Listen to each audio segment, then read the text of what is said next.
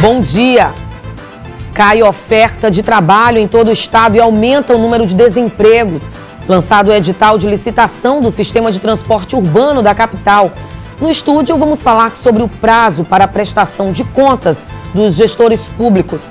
E mais comemorações pelo Dia Internacional do Teatro acontecem em São Luís. 29 de março de 2016, o Bom Dia Maranhão já está no ar.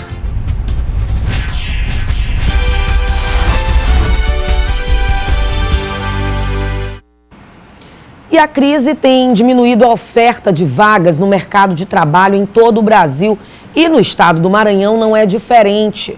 O cenário econômico desfavorável está elevando a taxa de desemprego em vários setores. No mês passado, houve um recorde negativo se comparado com números dos últimos 25 anos. A Ellen trabalhava como vendedora, mas há 3 meses perdeu o emprego. De lá para cá, ela conta que procurou uma nova oportunidade, mas está difícil encontrar um lugar que esteja contratando. Eu tenho andado procurado, mas não tenho arranjado nada. Tá difícil. E não foi só a Ellen que perdeu o emprego. Segundo uma pesquisa realizada mensalmente pelo Ministério do Trabalho, fevereiro registrou a maior queda do índice de empregos formais dos últimos 25 anos. Somente no mês passado, mais de 100 mil postos de trabalho foram fechados. O número é tão grande que chega a ser superior à população total de São Luís. Com o mercado do jeito que está, a Dara, que cursa a faculdade de odontologia e nunca trabalhou, está com medo de se formar e não conseguir exercer a profissão. Tem muita gente se formando e tem pouca vaga de trabalho para o rumo. Hoje em dia é mais na área particular, para consultório, do que para público. Levando em conta os dados do último mês, o Nordeste foi a região que mais fechou postos de trabalho. 58.349 vagas foram extintas. Logo em seguida vem a região Sudeste, com 51.871 vagas fechadas. Na contramão desse cenário crítico, as regiões Sul e Centro-Oeste registraram uma elevação do número de contratados. Na primeira, 8.813 vagas foram preenchidas e na segunda, 4.659 pessoas tiveram as carteiras assinadas. Para tentar entrar nesse índice e voltar a integrar o mercado formal, a Ellen agora está apostando em cursos profissionalizantes e conta que não vai parar de procurar. Vou continuar procurando mais um emprego que eu possa trabalhar meio período, porque eu estou estudando. E a gente continua falando de economia. A Bovespa teve alta de 2,38% aos 50.838 pontos. No mercado de câmbio, o dólar comercial teve queda de 1,51% e vale R$ 3,62. O peso argentino também teve queda, está cotado a 24 centavos. O euro também seguiu em queda e vale hoje R$ 4,05. E o prazo para o pagamento da cota única e primeira parcela do Imposto sobre Propriedade Predial e Territorial Urbano, IPTU 2016, sem juros e multa, vence nesta quinta-feira, dia 31. Quem optar pelo pagamento à vista terá direito ao desconto de 15% no valor do imposto. O pagamento pode ser efetuado em qualquer agência bancária, nas casas lotéricas ou também correspondentes bancários autorizados. E nós vamos para um rápido intervalo. Na volta, entre os assuntos em destaque, vamos falar sobre os gestores públicos, que têm até o dia 4 de abril para prestarem contas. Agora são 7h36, imagens da Avenida Beira-Mar, em São Luís.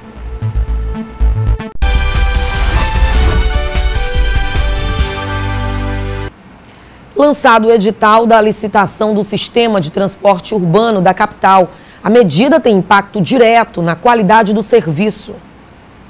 A cerimônia marca as mudanças que devem ocorrer nos próximos meses na qualidade dos ônibus. Nós teremos, sem dúvida, regras claras que vão nortear o transporte público da nossa cidade. Regras como, por exemplo, nos 12 primeiros meses pós-assinatura do contrato, a cidade deverá ganhar no mínimo 20% da frota com ônibus com ar-condicionado e ônibus novos. Hoje o transporte público da capital conta com 27 empresas, 874 ônibus que são divididos em 168 linhas e que atendem por dia cerca de 545 mil pessoas. Cerca de 760 mil usuários utilizam o transporte público da capital regularmente. Cerca de 6 mil viagens são feitas diariamente em São Luís. Essa licitação ela traz uma segurança à nossa população, uma mudança digna do transporte coletivo que nós, com certeza, estamos aguardando com muito anseio. Os principais avanços, como ar-condicionado, aumento da frota e mais ofertas de viagens, devem ocorrer até o início de julho de 2016. O objetivo da licitação: trazer melhoria, trazer qualidade ao transporte público da nossa cidade. Esta qualidade que a população clama e reclama sempre que não existe. Outra novidade será a implantação do cartão criança, que irá evitar o constrangimento de menores de 7 anos a passarem por baixo da catraca. Devido às necessidades que as crianças passam pulando a catraca ou então passando por debaixo da catraca. Então as crianças até 7 anos vão ter o seu cartão e passar na catraca totalmente como qualquer passageiro.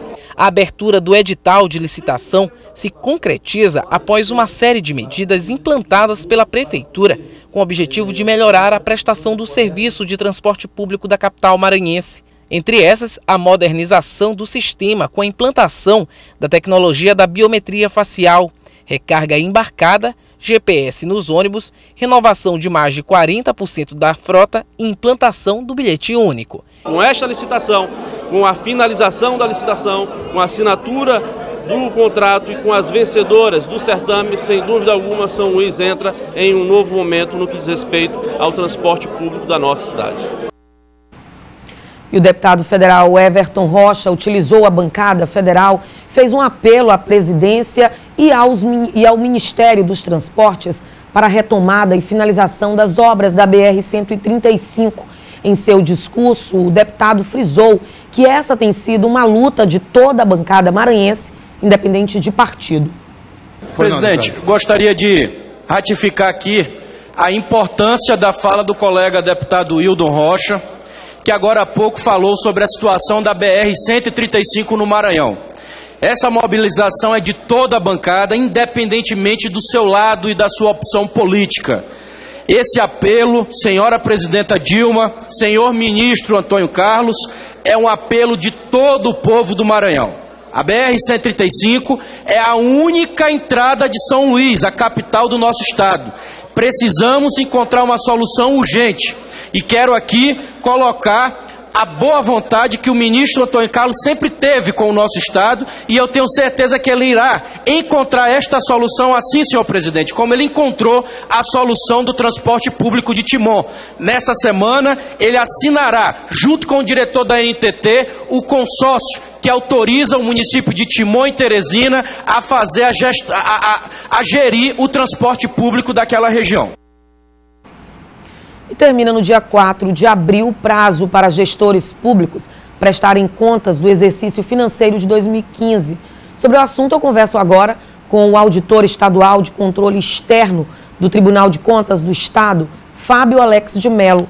Bom dia, Fábio, seja muito bem-vindo ao Bom Dia Maranhão. E a gente falou de um prazo, e aí as pessoas, os gestores não são diferentes, sempre deixam para a última hora. Esse prazo ele não vai ser prorrogado, termina realmente nessa data. Nós não temos como prorrogar esse prazo, porque esse prazo é constitucional. A regra não nos cabe interpretar de maneira diferente. Findado o prazo, não é permitido prorrogação alguma, como é sempre feito nos demais anos. E como é que estão as prestações de contas do exercício 2015? Os gestores estão prestando contas ou vão realmente deixar para o finalzinho? Que tudo indica vão deixar para o último dia. Nós estamos já há pouco menos de uma semana e o índice de apresentação tem sido muito baixo. Só para você ter ideia, nós temos 217 prefeituras, hoje apenas 38 prestaram contas. Isso equivale a pouco mais do que 17% das contas. E para nossa surpresa, que estamos há algum tempo já nesse trabalho, há alguns anos, nunca nos deparamos uma semana antes da entrega, do prazo final de entrega, com uma quantidade tão pouco de prestações de conta apresentadas. E é uma situação realmente diferente porque é fim de gestão, então os prefeitos, inclusive presidentes de Câmara, deveriam ter uma celeridade maior para essa prestação de contas, é isso, né? É, exatamente. Como se trata do ano de encerramento de gestão municipal, geralmente os prefeitos prestam contas, assim como os presidentes de Câmara, de maneira mais antecipada para evitar a temida lista de inadimplente que pode gerar uma inelegibilidade. Esse ano não causa estranheza, por quê? Porque os prefeitos e presidentes de câmaras não estão procurando o tribunal com antecedência. Isso pode ocasionar um problema mais sério, que é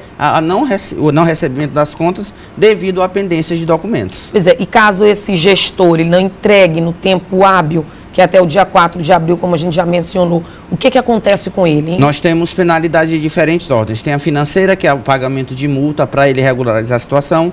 Nós temos as ações que são capitaneadas pelo Ministério Público Estadual e pelo Ministério Público Eleitoral, inclusive até com a possibilidade de perda de mandato desse ou de outro que ele venha, caso ele não preste conta, porque se entende que é um crime de responsabilidade, assim como um ato de improbidade. Os índices de inadimplência nessa prestação de contas, eles seguem elevados? Tem como já ter um parâmetro para a gente? Não, ano passado nós tivemos pouquíssimos, nós tivemos 3 prefeituras apenas que deixaram de apresentar no período correto, mas depois regularizaram essa situação pagando multa.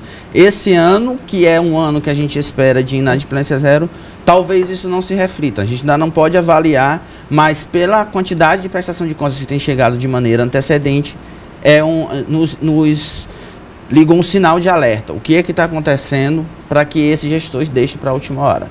E quais os aspectos mais relevantes que são analisados pelos auditores do Tribunal de Contas do Estado durante essa prestação de contas? São as contratações públicas, são as licitações e os contratos públicos decorrentes da lei do pregão ou da lei de licitações. O senhor falou dessa questão de causar estranheza, né, nessa demora dos gestores públicos na prestação de contas. Teria algum fator assim? Teria um motivo? Vocês, inclusive, já fizeram alguma reunião para verificar por que essa demora nessa prestação de contas? Não temos como posicionar, porque não houve alteração de legislação. O que houve foi correções pontuais, facilitando, inclusive, a apresentação, com a aderência de instrumentos eletrônicos de fiscalização. Mas, assim, não existe uma causa, porque a legislação não é nova, os prefeitos já vêm prestando contas em exercícios anteriores, então não tem um porquê. Isto talvez seja mesmo aquele velho costume de deixar tudo para cima da hora. E aí a gente percebe dessa modernização nos tribunais de contas, né? Não só no Maranhão, mas em todo o Brasil. Quais os principais desafios e, eu digo principalmente, avanços também do Tribunal de Contas que já foram alcançados? Primeiro é o recebimento de toda essa prestação de contas anual, porque o grande momento que o tribunal aparece na mídia na prestação de contas anual, mas a gente fiscaliza em outras situações. É a disponibilização de sistema para receber tudo em prestação de contas digital. Sim. Nós não recebemos mais prestação de contas de papel. O único papel que nós recebemos é o ofício de encaminhamento dessa prestação de contas. Antigamente nós tínhamos, dependendo da prestação de contas, mais de 10 mil folhas de papéis para analisar. Hoje tudo é feito eletronicamente. E isso nos dá... diminui muito, né? O tempo de instrução, o tempo de resposta é bem menor. O TCE maranhense também vem inovando em algumas outras... Por exemplo, no final agora, 4 de abril é o prazo. A gente sabe, você já colocou aqui, que os gestores estão deixando para a última hora. O TCE ele está preparado também para esse momento, para receber tantas prestações de conta no último momento? Como é que está a logística do Tribunal de Contas do Estado para esse momento? Nos últimos 3 dias de apresentação de contas, que a gente chama assim, nós montamos uma estrutura maior do que o normal. Sim. Nós destacamos 80 pessoas, divididas entre auditores que fazem a análise prévia da prestação de contas e técnicos operacionais que nos ajudam suporte. Então, nós temos uma boa equipe preparada para receber essa prestação de contas nos últimos dias, das 8 às 16, sem maiores problemas. Até porque nós vamos disponibilizar um parque tecnológico com bastante máquinas, mais do que o ano passado, para que não tenhamos problemas de sistemas e seja tudo recebido em tempo hábil. Depois de entregue essa prestação de contas, qual o próximo prazo? O eleitor, por exemplo, ele fica sabendo em quanto tempo se essa prefeitura está tudo correto, se esse prefeito ele está dentro realmente das condições para uma campanha, para sair candidato, por exemplo. Tem um prazo assim específico? Olha, nós não temos um prazo específico devido à complexidade das contas e do agigantamento e do volume do que é uma prestação de contas. O que tem sido feito? Geralmente nós estamos trabalhando apenas com 1 ano de déficit na primeira instrução, porque o nosso ato vai de primeira instrução, depois com abertura de contraditório, a fase recursal. Para a primeira instrução, nós estamos muito próximo de trabalhar com um déficit de 1 ano só. E essas análises da prestação de contas, elas têm etapas assim? Tem, nós temos a etapa de instrução, que é a primeira instrução que nós chamamos. Temos a parte de contraditório, porque se de repente nós descobrirmos ou evidenciarmos alguma irregularidade ou um indício de irregularidade, a gente notifica o gestor para que ele apresente defesa, apresente provas de que ele agiu corretamente. E depois dessa fase de contraditório, nós temos a reabertura da instrução, onde a gente vai olhar esses argumentos. Aí depois nós passamos para o nosso Ministério Público de Contas, que é um Ministério Público especial que atua para emissão de parecer, para depois votar. Nossa instrução é um pouco ampla para garantir instrumentos e como a matéria é muito complexa, a gente precisa de um tempo. Mas a gente tem corrido bastante para fazer isso com, no máximo, 1 ano de apresentação. E essa digitalização aí transforma esse processo que você falou, parece um pouco longo, né? Mas com a digitalização ele pode vir a ser mais objetivo, com um curto espaço de tempo, por exemplo. Nós, com a digitalização, que não é ainda um processo eletrônico, nós estamos trabalhando para que os próximos exercícios sejam uma prestação de contas eletrônica, nós diminuímos em 30% o tempo de instrução de um processo. É um ganho muito bom. Bem elevado, né? Eu conversei com Fábio Alex de Mello, que é auditor estadual do controle externo do Tribunal de Contas do Estado. Mais uma vez, muitíssimo obrigada pelas informações e pelos esclarecimentos. E a gente espera que esses gestores cumpram esse prazo, não deixem para depois, porque tem sanções, não é isso? Nós que agradecemos e a gente espera que os gestores nos busquem e solucione logo essa apresentação, porque é muito mais fácil, ele apresentando hoje, ele tem tempo ainda para corrigir, para evitar um não recebimento, que é a coisa que ninguém deseja. Ok, Fábio, mais uma vez, obrigada, bom dia para você. E a gente vai para um rápido intervalo. Na volta, vamos falar sobre uma programação comemorativa ao Dia Internacional do Teatro. Agora são 7h52, imagens ao vivo da chuva que cai nesse momento na Avenida Beira-Mar, tempo muito fechado em São Luís. A gente volta já.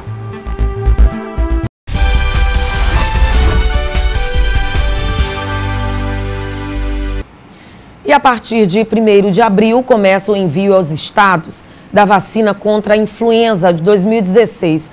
A entrega aos municípios é responsabilidade dos estados. Nas 3 primeiras remessas, de 1º a 15 de abril, serão 25 milhões de doses, mais de 25 milhões de doses. A região Nordeste deve receber 6.028.965 doses. A campanha acontece em todo o país, do dia 30 de abril a 20 de maio. A população-alvo da campanha são as gestantes, idosos e pessoas com maior risco de adoecer. Confira agora como fica a previsão do tempo na capital e também no interior do estado.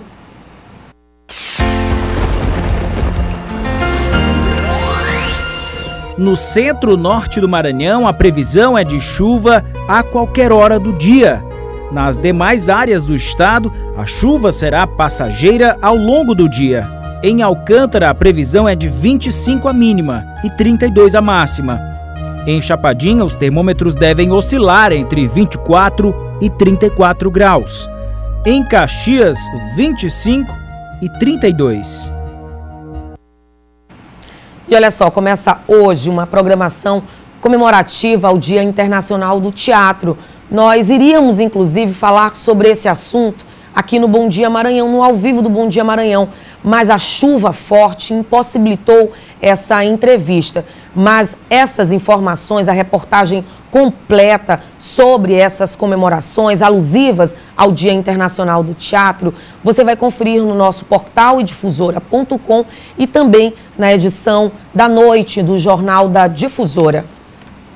E olha só, participe do nosso jornalismo enviando fotos, vídeos e denúncias. O nosso número é o 991823798. Siga a TV Difusora também no Instagram, @DifusoraTV. Acompanhe também o idifusora.com e as principais notícias do Maranhão. O Bom Dia Maranhão termina agora. Outras notícias no portal idifusora.com. Até amanhã.